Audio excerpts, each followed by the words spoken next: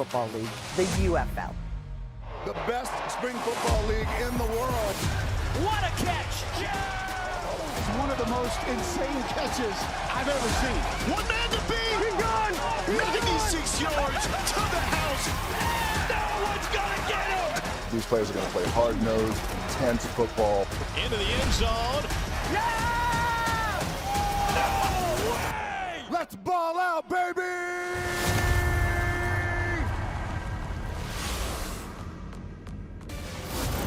Let's keep the dream alive. DC's playoffs hopes are hanging by a thread. Can the beer snake help up the stakes for postseason ball? We got highlights coming up.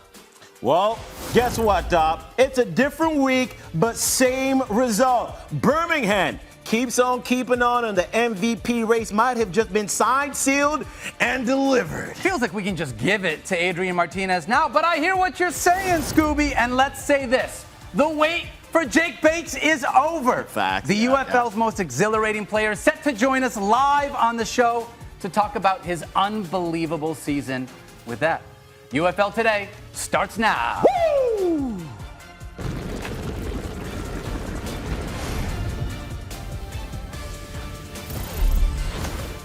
Welcome into UFL Today. My name is Daniel Dopp, joined by Skubie, Mageza, and Joey G. And guys, we had another great week of UFL football. In fact, it's not even done. We got a game that's going on right now, Joe. We're going to check in a little bit later to see what's going on. But Skubie, how you doing, brother? Oh, man, I'm feeling really good right now. There's a lot to be excited about. Yeah. I just want to shout out to everybody that's joining the show. I know we have some new viewers who tapped in with us from Twitter. Welcome. But we're looking at a 20-9 game between the Brahmas and Arlington. That has playoff implications. Yes, it does. Already 3 spots locked in. We're going to talk a lot more about that. And I can't wait for the Jake Bates interview. Yes, sir. It's going to be so much fun. And hey, we got a lot going on in chat, Joe. What are we asking our chat today? 8 have tried, 8 have failed. Do you know what I'm referring to? I don't. Women in my DMs. I'm just kidding. Teams against the Stallions this season. The Stallions are undefeated, 8-0. Will they finish the season 10-0? We're asking the chat. We want to hear from you. Undefeated season. I'll tell you what, they have a lot on the line. Although they've already got the playoff figured out, but we're figuring out how they can do. Let's talk about what happened in the UFL this week, though. Let's start with the Battlehawks. Highlights, baby. With some playoff implications like we talked about. Big game in St. Louis. Defenders trying to keep their playoff hopes alive. Battlehawks looking to lock up the top playoff spot. No A.J. McCarron in this one. No. Reminder, Manny Wilkins taken over at QB, Skubie. Yeah, Wilkins, a former Arizona State QB, was on the Packers practice squad in 2019. First start in 6 years, Dopp, a running quarterback. A little foreshadowing there. Yeah, he wastes no time showing what he can do with his legs. 18 minutes into this game, Skubie, he already had more rushing yards than A.J. McCarron has on the entire season. The boy was running. Battlehawks defense balled out in this one. Watch this, DC. Tries to set up a fake punt. Wayne Gallman says, No, shut it down. Try to go for a fake punt, but the running back is the one that makes the play. Love that. He said, run it back.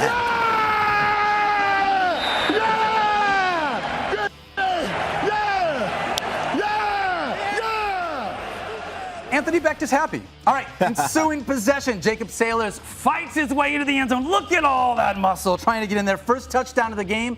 Battlehawks up 9-6 heading into the half. All right, defenders now with the ball. Teamu, look at this little shimmy. Finds tight end Alex Ellis, all by himself.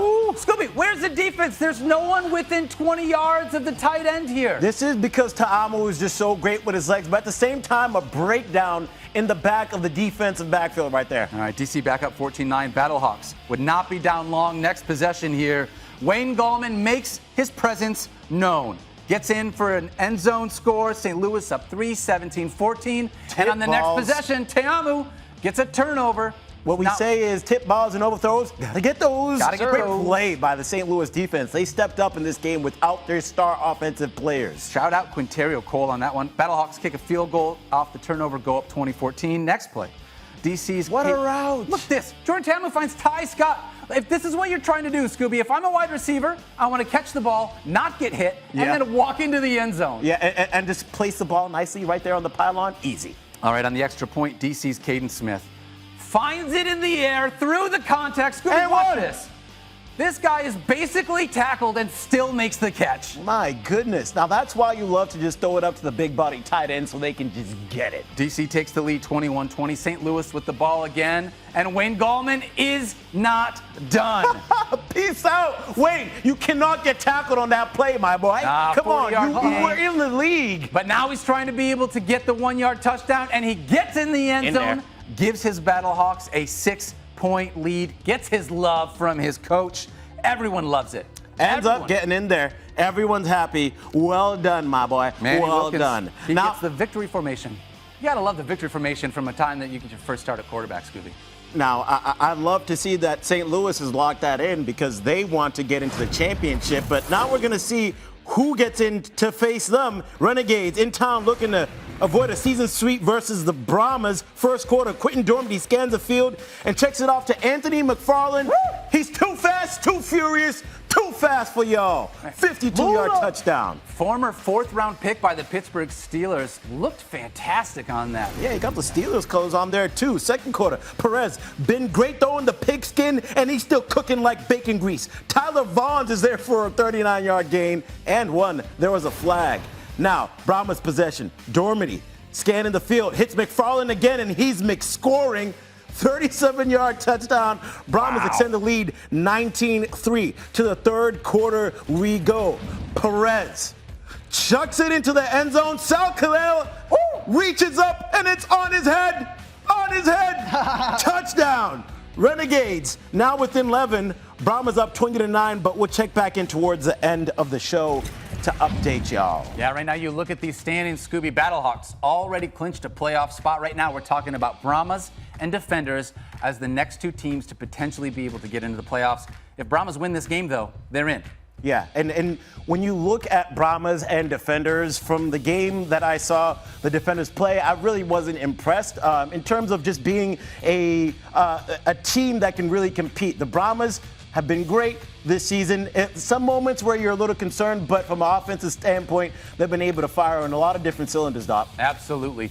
You're hoping in this situation it would be fun to be able to see the Defenders be able to make a push, right? Make weeks 9 and 10 be like, hey, let's have some playoff implications here.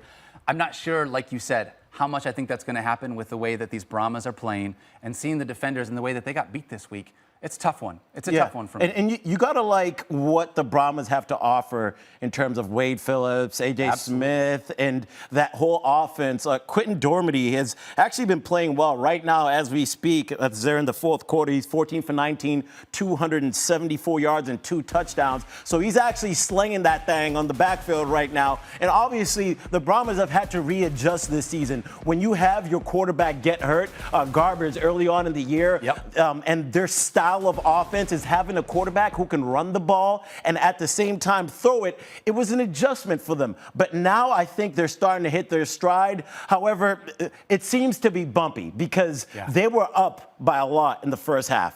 And now it's 20-9, still hasn't been able to generate as much offense, Dopp. Yeah, hopefully that we can get more Anthony McFarland involved as well, because that kid looks like lightning out there when you're looking for offense. Being able to find guys like that can matriculate the ball down the field. That's what you're looking for. Yeah, so I'm curious. What is the chat saying about this current matchup, or if we're looking at the playoff spot that is currently left up to hang? So shout out to my boy Frank Akampora. I'm using his YouTube TV right now to watch the Brahmas game. This isn't violating highlight rights over here, so everybody chill out. We're saying we got some Asha. Thinks that the Brahmas running game gives them the edge, as I'm watching over here, over the Defenders in a potential matchup with the Battlehawks. Arlington's about to score. They could make this pretty interesting. 20-9, they're in Brahmas territory. State-of-the-art technology over here. I'll tell you what, on a phone. We've been watching this team, Brahmas being able to have a good running game. I'm totally with them. I want to see the Battlehawks be able to get into a spot where I feel like they're doing the same kind of a thing. Wayne Gallman, he got in the end zone a couple times today, but I felt like that running game could have been even more potent than what it did. It kind of felt like they left a little bit on the ground, no pun intended. Because that passing game is where it's really at, right? A.J. McCarron, those wide receivers. I think they can really take a next step, and the Battlehawks need to have a ground game that can carry them through a potential playoff push. So how do you feel about the Battlehawks defensively? Because at times it seems like they're locked in, and then at other times it's like, all right, maybe you shouldn't have given up that big play. Yeah, I mean, that's one of those things that's difficult, right? Because when in this situation, I feel like you're looking at ways that you can not only control the clock, but stop the other offense. I'm with you. Sometimes it feels like it's big play and then a really good stop. And then they give up another thing that they shouldn't do and then another stop. So it's been back and forth. So finding ways to be able to get, I think, a little bit more, what was the word that I use? A little bit more, I guess, finding ways to be Locked in, yeah, or just more,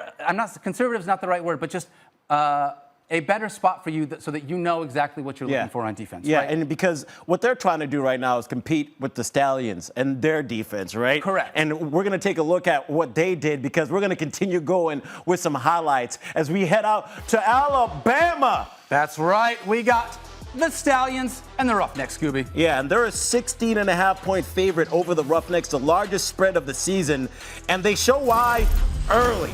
First quarter, it's a scoreless game, but not no more. Adrian Martinez hits his favorite target, Deion Kane, for a 9-yard tutty. He had 4 catches, 29 yards. It's 6-0. Few minutes later, Benjamin Victor on the tunnel screen, and he sees daylight. Get off of me. 12-yard tutty. 12-0 lead. 2 touchdowns for Adrian Martinez already in this game. Yeah, that did not take long. Still in the first quarter, Scoop. Yeah, so just a few minutes later, Roughnecks trying to answer. Mark Thompson picks up the phone and he says, I like the way you do that right there. And I like this block here by Justin Hall, Dopp. Love that. Those are the blocks that are my favorite in the NFL. Do something selfless to get your buddy in the end zone. Yeah, second quarter. Stallions now lead 15-8. Martinez takes a deep shot. And Swiper is swiping. Donald Rutledge Jr. on the pick. Just the second of the year for Martinez, and Rutledge loved the way he got the robbery. Gosh, you love that. Donald Rutledge Jr., what an incredible, not only catch, but a momentum boost. What did you see out there? I just seen him pump the double move. Number 76. So I just went to steal it. So, I mean, if I see it again, I'm going to get it again. Well, Roughnecks now facing 3rd and 8 after that Rutledge play. And Sinnott digs deep into his bag. What in the world is in that bag? Ooh. What you got in that bag? Because that was crazy work. Finds Justin Hall for 30. 4 catches, 73 yards for Hall. Houston needed that. They really needed that, being able to get down here. Scooby, they got a chance to score here. Yeah, so they give it to who, Dopp? Obvious. Mark Thompson. What does he do? Oh, I'm going to stiff arm a guy on my way to the end zone because that feels good as a running back. Light work. 11 carries, 54 yards, and 2 touchdowns on the day for him. We go to the closing moments of the second half. After some mistakes, they're back here in the red zone. Martinez, your number 1 fantasy pick, gets in, Dopp. Scooby, you cannot have a thing like this happen at the end of the first half. 7 points that didn't need to be scored. Yep, now on to the second half. Stallions ball, 3rd and goal. Martinez was really doing things that don't make sense because this throw is money. Ooh. Amari Rogers for a 10-yard touchdown on the 10-cent throw. That's a dime. And he had high praise for his QB. When you have a guy that is so dynamic like Adrian Martinez is, what is your mindset as a wide receiver knowing you're always in a play? Man, you just got to stay open. You know, when he starts scrambling, anything can happen. That's what happened on the touchdown. He got out of the pocket, and, you know, he just found me in the end zone. So hats off to him for being able to run with his legs. It opened up the offense even more. So he just got to keep going, man. He's been playing well all year. I hear that. 3rd quarter, same score. Roughnecks going for it on 4th and goal. This is a great play call, Dopp. I saw a fake there. Nolan Henderson gets in. And he had him there. You look at he was going to throw the pass to the guy in the back of the end zone, freezes the defender just enough, able to squeeze it. Yeah, they refused to go away, so Adrian Martinez said, get out of here and league me. His 5th touchdown, 3 in the air, 2 on the ground, 217 scrimmage yards, it's 35-20 Birmingham. He is special. I don't think 5 touchdowns is legal, is it? Yes, it is. For him, it is. Not in all 50 states, though. Oh, okay, not in all 50. Just yeah, saying. All right, on to the 4th. Roughnecks in the red zone and Sinnott back in the game. Throws a short pass to Braden Bowman. Houston refused to go away. After converting, they're down 7 now. Ooh, this is interesting. Ooh, interesting. 1 second left in the game. 1 shot for Houston to tie or take the lead. Sinnott feels the pressure, and it's that front 7 again. They did this to A.J. McCarron. They do this to Houston. They get the dub. They don't cover, but a dub is a dub. And still undefeated. Hey, 8 consecutive. That's the word I was looking for. Games in a row. There we go. Hey, Memphis Showboats taking on the Michigan Panthers in Detroit. Tom Brady in the D. What up, though, Tom? Place just got a lot more handsome. That's right. Hanging on the sideline, fist bumping the youths. Early in the first year, we got Brian Lewerke finds Cole Hikutini. Get in there. You can't arm tackle that man. He's too big. Nah. And you know what? You just want to get out of his way. That's why you arm tackle, so you pretend like you are. Panthers on the board first. Unfortunately, in the extra point, Wes Hills ends up falling to the ground. Looks like a tough knee injury. Feel bad on this one. You can see he's obviously in pain. He ended up being escorted off the field, Skubie. Later came back. Such a good player. Crutches, I know, and we love what Wes has been able to do. Obviously wishing him a really speedy recovery as the Panthers make a playoff push. Teammates right there, that's awesome. Love that. All right, Showboat's turn. Case Cook is under center. Look at the shoulder fake and then finds Haywood Davis. Talk about hitting him on the run. Could be the most underrated wide receiver in the UFL, speeding down that sideline. Showboats all Daywood with Davis. Up 6-6. Tied there, not for long though. Panthers on the next possession. Matthew Colburn just keeps doing this. Matthew Colburn is a dog. Let's go Panthers. Panthers regain the lead 12-6. Second quarter now. We got Bryce Perkins under center. He finds Devin Gray over the middle, and he could go the Gray. Yeah. That's right, baby. Finding a way to get in the end zone. You got to love that when you can take a short pitch and catch like that, Skubie, and then just use your legs to find the end zone the rest of the way. Yeah, that's how you know you executed everything perfectly. You love seeing that. That's a trill right there, cuzzy. Extend their lead 18-6. Love seeing linemen pick up the little guys, by the way. All right, third quarter. Josh Love's turn. And he finds Haywood Davis in the end. Watch the concentration on this catch, Skubie. I mean, look at the throw right in the window. His knee hit the ground first, and he was able to hold on to it. And then you get to hit that dance all Daywood. All Daywood. All right, now later in the third, Jake Bates lines up for a 51-yard field goal. He has been perfect at home. Now, this is human. First miss at home from the season. He's not a robot. That wasn't real. That was Chat GDP or whatever you I don't think it was fake. All right. Chat GPT, Joe. Matthew Colburn again rushing up the middle, finds the end zone. Panthers extend the lead 24-18 on this one. Colburn just keeps finding ways to get in the end zone. Deeper in the fourth, same score, 3rd and 5. Colburn up the middle again. A little bit of a delay and some discussion as to whether or not he got the first down, Skubie. Turns out he didn't. So it's going to be 4th and 1 for the Panthers. Trying to put the game on ice. And Bryce Perkins sneaks up the middle. Did he get it? Perkins. Oh, I mean, we got the real-time line measurement here. Love it. Oh, yeah, he's in there. He's in there. You know who did that best in their Watch career? that offensive lineman along with the referee. Yep. First down. Point it. 24-18, grabbing their 6th win of the season after having 6 combined wins over the last 2 seasons, guys. Jake Bates on to try a game-winning field goal. Never attempted a field goal at Texas State. Moved to Arkansas, was a kickoff specialist. This is a 64-yard try. Good snap, good hold, line drive, kick, and it is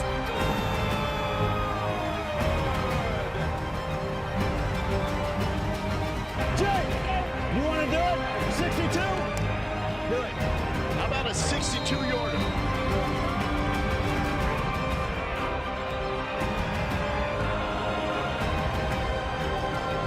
Snap is down, clean hold, kick is up, and it is good. Build him the statue right now. Let's freaking go, baby! We got Jake Bates joining the show. It's up time, This man. is so good. Hey, Jake, thank you so much for joining us here, man. We are so excited to be able to ask you a couple questions. Obviously, you just saw the highlights. You kicked a 62 and a 64-yarder. I don't know how I don't have a smirk on your face just watching those highlights again. I want to ask you this. We heard it in that. Coming out of high school, I've not kicked a field goal since high school. You were a kicker, but not kicking field goals in college at both your 2 stops. Talk to me about your journey from high school to the UFL. Yeah, first off, thank you guys for just having me on.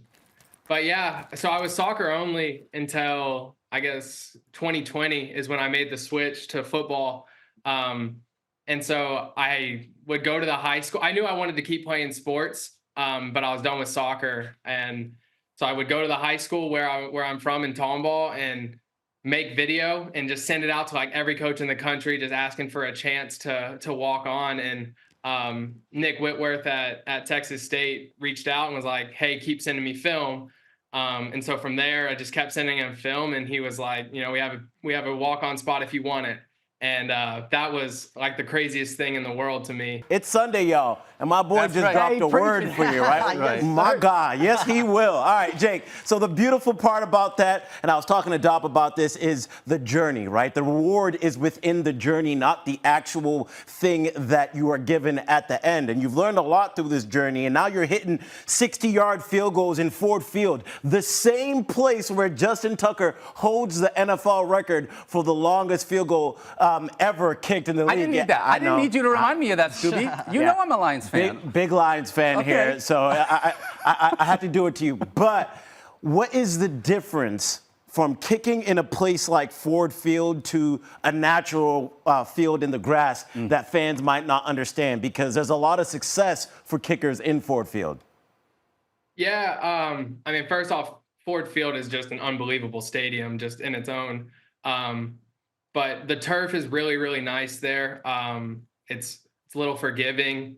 But then, like you mentioned, the natural grass, like in DC, just with the soccer on that field and the rain and the football, the field gets beat up a little bit more than a turf field. And so you pick your spots on a field like that where maybe there's a little bit more grass than dirt, and you might have to just kind of move a little bit. But you know, I have so much trust in my operation with Jordan and Brock that no matter where I want the ball to be, it's going to be right there, and they're going to do their job really well, and then it's going to be up to me from there. Heck yeah, man. Jake, you nailed 2 60-yard field goals in consecutive weeks.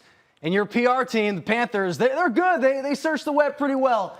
They showed you this tweet mid-game, and I'm not sure if you know this, but the man who tweeted that tweet is standing right beside me, Mr. Skubie Mageza. Kid's he's on his dimes. You heard? What was your reaction to seeing that live?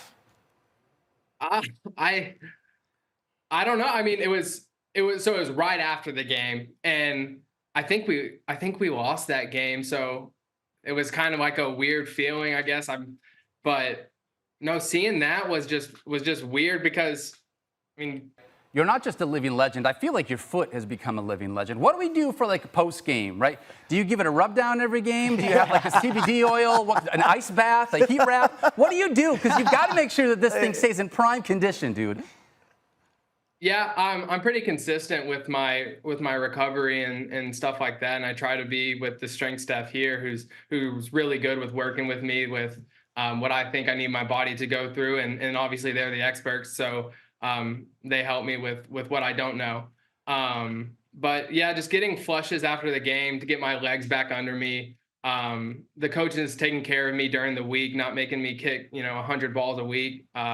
But making me kick enough to where I feel ready for the game. And I'm just in a really blessed position to be able to have a staff around me that, helps me get my body back every week. And the training staff is unbelievable. And like you said, the ice bath thing, I like ice bathing 2 days before the game. I do that every week, and I have my kind of little things, but I have a great staff around me that really helps me get ready for game day as well as the rest of the team.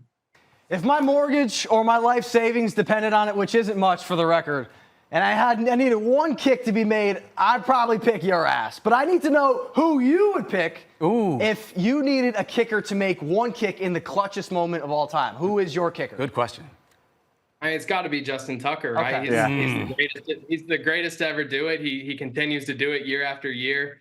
Obviously, there's other guys in there like Daniel Carlson and Brandon Aubrey now, who are just unbelievable kickers. But I mean, I don't think I could go away from Justin Tucker if my life depended on it. That's a tough one for me, Jake, because I don't know if there's a bigger fan of the Michigan Panthers on this show than me. Being from Michigan, and Justin Tucker, again, being a huge Lions fan, did that to my Detroit Lions. What about Jason Hanson? Because my goal right now, I got to tell you, I went to NFLshop.com.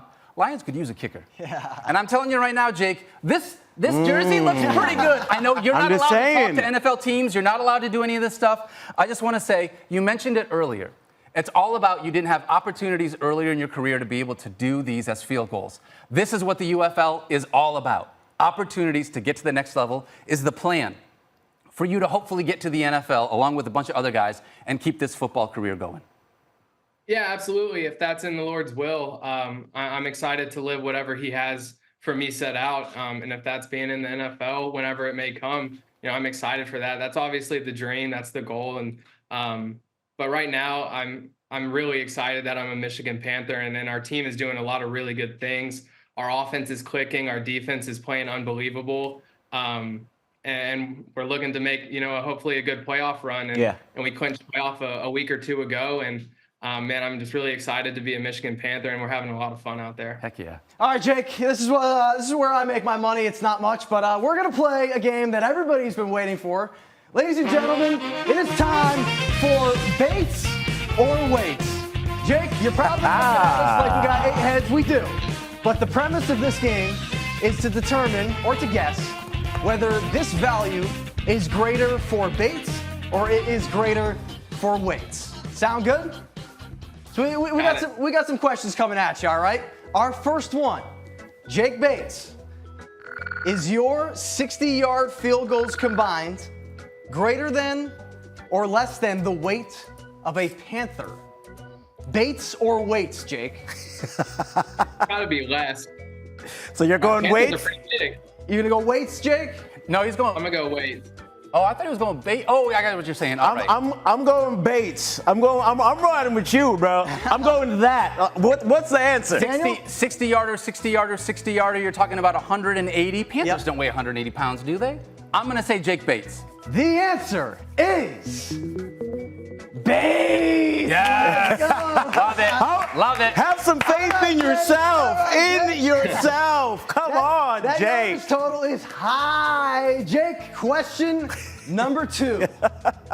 Baits or weights, the total yardage of field goals made this season or the world record for a single deadlift. Jake Bates, baits or weights? A single deadlift? I feel like you have to go.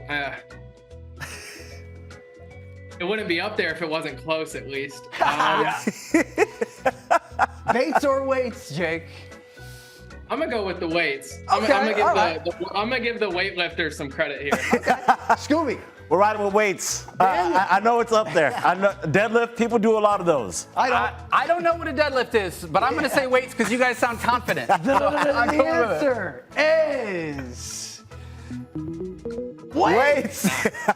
Jake, for your own knowledge, that is the mountain from Game of Thrones. Oh, wow. Holds the world record for single deadlift. Jake, we're brewing here. We're halfway through. We're at halftime. Question number 3, Jake Bates. Baits or weights? Jake Bates' average field goal distance or the NFL Combine record. Ooh, I know this one's close. Baits or weights, Jake? I feel like that has to be field goal. Okay. So we're going Bates? He's going Bates. I'm going Bates. I as well am going to go Bates. I can't imagine it's more. The answer. Come on. Is. Give me a J. Yeah! It was close. 51 reps. Jay, you Who did 51 reps? You were averaging 51 reps? That's 51 reps. How many can you do, Jake? I might get lucky if I can do one. Attaboy, baby. Come on, man. You can give me one. You can give me one. You got it, Jake. All right, we're taking us home. Our last Bates or weights question of the day. Jake Bates, combined field goal distance from his perfect week 6 versus Arlington or teammate Ryan Nelson's weights. Jake, you are on the hot seat. Bates or weights? Man, Ryan Nelson, I follow him on his Instagram's really active with what he eats at home. He's always eating something good. What's he eat? What's he eat, Jake?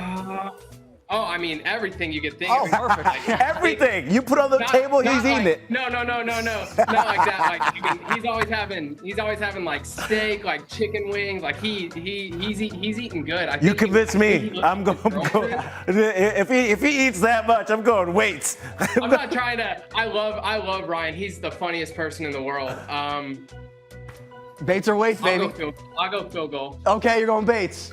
Daniel. I'm going to stick with Jake as well, and I'm going to go Waits. Stick with I'm your the only man. one. The answer. Come on. Ron Let's go! Let's go! You got him by undefeated in this. I'm undefeated in the Bates or Waits segment. Let's go. Jake, you're welcome, my friend. That's what we do here on UFL Today. Look at Hey, this we guy. even got a sick picture. How awesome is that? That's the best teammate you could ever ask for. He is the absolute best, man. Well, shout out to him. Shout out to him. You're the best, Jake. Seriously. Jake, thank you so much for joining us, man, on UFL Today. We have loved being able to watch your success so far this season. We hope you guys make a really deep playoff run. And guess what? I hope on Sundays, we all get to be watching you in the fall. Yes, sir. Congratulations. Good luck, brother. Thanks, guys. Thanks for having me. All right, time for a new segment, everyone, called Standin On Business, where we talk about our favorite plays where people are standing on business. Straight up, bro. Are you That's standing right. on something? I hope you're standing on business. Right now, I'm going to start us off, and we're going to start with Daywood Davis, because Daywood's standing on business. Remember in week 5, Skubie? Yeah. 82-yard touchdown. Look how fast this guy runs. Bye-bye. Already out of there. But guess what? It's not week 5. It's week 8. Oh, my. Here we are, Daywood Davis again after that pump fake says, I'm just going to run past everybody. Oh, man. This is a business worth investing in right now. Love me some Daywood Davis on a tough team, but one of the better wide receivers. Well, Adrian Martinez says he's ready to prove that he can play quarterback in the NFL, and the man is standing on business. Bro snapped like Thanos and had 5 touchdowns to become the first QB in the UFL this season with multiple pass and rushing touchdowns in the same game. It was his 3rd straight game with at least 3 passing touchdowns, and he's doing it like he's playing Madden on rookie mode.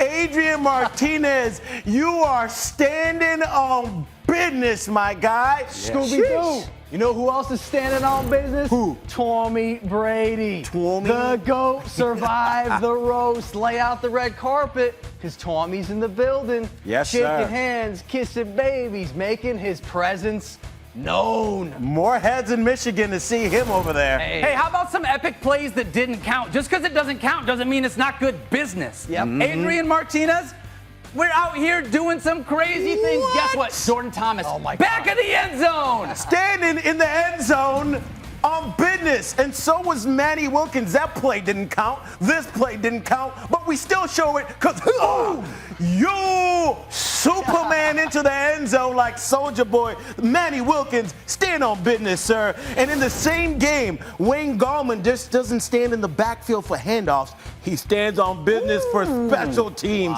The defenders tried a fake punt here, fellas. But he said, nah, y'all better keep that fake up out of here. Standing on business, Wayne Gallman. I'll tell you Way what, to that's make how a play. you tackle a guy right there. He's probably out cheating with his friends right now. No, babe, I'm actually hammered, shirtless, 50 other dudes, waving our shirts around in the end zone at a Stallions game. And I'm standing on business. Damn it. How about them Stallions? Undefeated. And that's business. Our standing on business for week 8. But guess what? We know that when our guy, Cole Schneider, decides he's going to take his shirt off, it's not just good business. It's time to party, baby.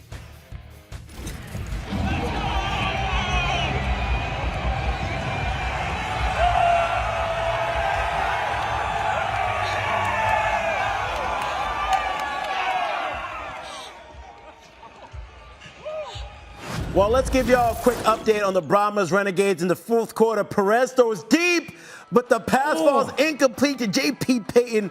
Brahmas had multiple chances to score, but they leave Renegades in contention with another missed field goal by Ryan Santoso. That's his 2nd in a row.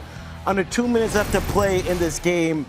The Arlington Renegades are trailing 20-9, but as we know, in the UFL, this game is far from over. You score, you get that 4th and 12. Right. Hey, if you get 8 or if you get 9 on the last touchdown, you can still give me 3 on a conversion, 2, whatever it is. This game is far from over. And depending on the winner, It has some playoff implications. It absolutely does. If you take a look at this, and the Brahmas come home with a dub in this one, they're going to move on to the playoffs along with the Battlehawks in the XFL conference. As we know, Skubie Stallions and Panthers already. Ooh, hold on, Doc. 20-15. We just had a touchdown. Scoring, baby. We just had a touchdown. Oh, if this was an ESPN game, we could go live for y'all over there. But we're live right now. Unfortunately, hey, put that down, good sir. Let me ask this question, Skubie, if you don't mind. We had a couple questions coming into this one while we wait to see what happens for these next couple of plays. Joe, I asked earlier in chat what people thought about the Stallions. Can they go undefeated? What did chat have to say for it? Can you believe it that 53% say no? What? Which means that Look at it right now. Come on, y'all. Hey now. I saw someone in the chat earlier say that the only fake team here is the Panthers. There is some Panther hate going on, but I will say that this game is getting close. And who's this guy in here? Who dat for life, Chris, is Scooby's biggest troll. I need Scoop to keep the same energy from week 3, like the stamina settings turned off on Madden for the Stallions. That's right. That's right. Well, listen, Adrian Martinez was not the guy when it came down to week 3, but now he is, and he's looking special, y'all. You guys want to watch a 2-point conversion together? This is one of the most, like, honestly, this is one of my favorite things about the UFL. You get to the end of the game like this, Scooby, and it's not over. We got a minute 20 left, and because of that 4th and 12 play, where you can be able to potentially pick it up, and it looks like they did not get the 2-point conversion. But they still have a chance for this 4th and 12. And I've been saying this ever since last year. Spring football, the final 2 minutes is some of the best final 2 minutes in any sport because of all the rule changes that they have set up for them. So it's going to come down to the final plays. And we really appreciate everybody that's still watching the show with us right now